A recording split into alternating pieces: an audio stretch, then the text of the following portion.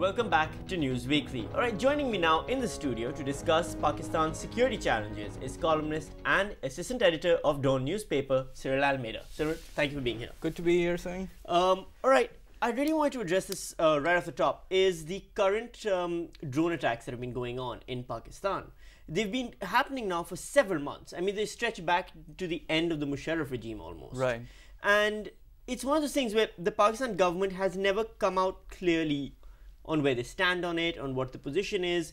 Opposition's always been up in arms about it. Is this something that we have a complicit agreement with America over? Can you guess that? Or is it something that you think we're still trying to figure out how to deal with?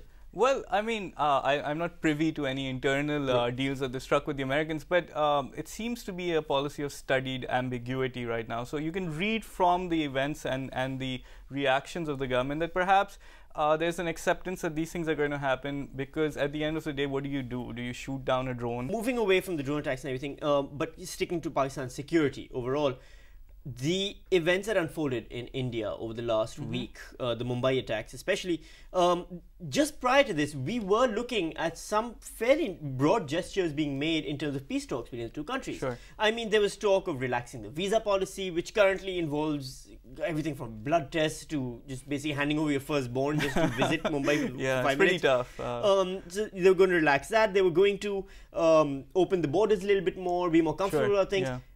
Do you think that's going to all just go Grind away? to a halt? No, I think what's interesting is that this composite dialogue, which contains this whole thing about visa-free travel or more relaxed of fewer measures against people traveling across and trade and all those things. The composite dialogue is something that's been going on now for about 5 years. Okay. And one of the major criticisms of it, and now we're in the 5th round of it, is that it hasn't achieved anything substantial. So it seems at the moment the political hierarchy in both governments have decided that perhaps we'll keep this process running, which is a good thing. I think unambiguously it's a good thing that we're still talking to each other and we're moving forward on things. Bus service, I think, you know, if this visa-free travel, I don't think it'll be visa-free travel, but there'll be fewer restrictions, or more people might be able to get it. Where can Pakistanis visa-free travel? I think my in-laws require me to get a visa. Maybe even Seychelles is asking for a visa from us right now, and do we blame them?